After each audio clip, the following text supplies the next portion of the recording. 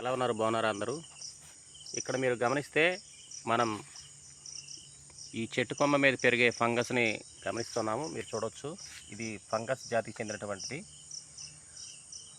మన లోకల్ లాంగ్వేజ్లో దీన్ని పుట్ట గొడుగులు అంటారు, కొంతమంది పుట్ట కొక్కులు అంటారు, కొంతమంది కాకి బొడ్డులు అంటారు. ఏదేమైనప్పటికీ ఇది ఫంగస్. సో ఇది ఇరిగిపోయిన చెట్టు కొమ్మ మీద పెరుగుతూ ఉంది. మీరు గమనించవచ్చు, ఇది చెట్టు మీదే ఉంది.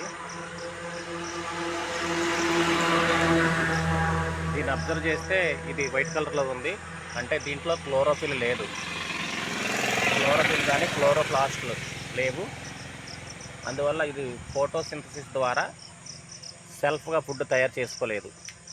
మరి దీనికి కావాల్సిన ఫుడ్ ఎక్కడి నుంచి తీసుకుంటుంది అంటే, ఏదైతే అది పెరుగుతూ ఉందో చనిపోయిన కొమ్మ ఉంది కదా, ఆ కొమ్మలోకి దీని వేర్లు లాంటి శోషకాలని పంపిస్తుంది. ఆ వేర్లు లాంటి నిర్మాణాలు ఏం చేస్తాయంటే, బాడీలో నుంచి డైజెస్టివ్ ఎంజైమ్స్ని డైరెక్ట్గా శరీరంలో నుంచి బయటకు పంపిస్తాయి, అంటే ఆ కొమ్మ మీదకే పంపిస్తాయి. ఫుడ్ అనేది శరీరం బయటే డైజెస్ట్ అయ్యిద్ది. ఇలాగా శరీరం బయట డైజెస్ట్ అయిన ఫుడ్ని మళ్ళీ అవి వేరు లాంటి నిర్మాణాల ద్వారా లోపలికి అబ్జర్వ్ చేసుకుంటాయి అన్నమాట. సో ఈ విధంగా చచ్చిపోయిన మొక్కల మీద, జంతువుల మీద ఈ ఫంగస్ అనేది పెరుగుతూ ఉంటుంది. అందువల్ల వీటిని సాఫ్రోఫైట్స్ అంటారు.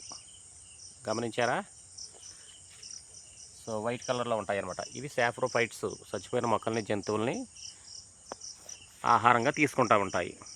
దీనివల్ల మనకి లాభం ఏమైనా ఉందా, నష్టం ఏమైనా ఉందా అంటే నష్టం ఉంది. ఏంటంటే ఈ ఫంగస్ అనేది కూరగాయల మీద, ఫ్రూట్స్ మీద, నిల్వ చేసిన ఆహార పదార్థాల మీద పెరిగి వాటిని ఆహారంగా తీసుకుంటాయి, వాటిని కుళ్ళింపజేస్తాయి. అదొక నష్టమైతే లాభం ఏంటి దీనివల్ల? ఫంగస్ వల్ల లాభం ఏంటంటే, ఫంగస్ వల్ల చాలా లాభం ఉంది మిత్రులారా. ఈ ఫంగస్ ఏం చేస్తుందంటే, చచ్చిపోయిన మొక్కల్ని, జంతువుల్ని ఆహారంగా తీసుకుంటూ దాన్ని భూమిలో కలిపేస్తాయి. అలా భూమిలో కలిపేయకపోతే ఏమవుతుంది? అనేక సంవత్సరాల నుంచి చనిపోయిన మొక్కలు, జంతువులని భూమి మీద అలా పేరుకుని పోయి భూమి అనేది ఒక చెత్త కుప్పలా తయారయ్యేది.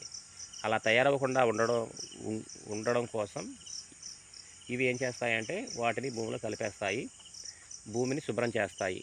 అందువల్ల వీటిని భూమిని శుభ్రపరిచే త్రోటీలు, స్కావెంజర్స్ ఆఫ్ ద ఎర్త్ అని కూడా అంటారు. మీకు ఈ వీడియో కనుక నచ్చినట్లయితే ఒక్క లైక్ చేయండి ఫ్రెండ్. Thank you.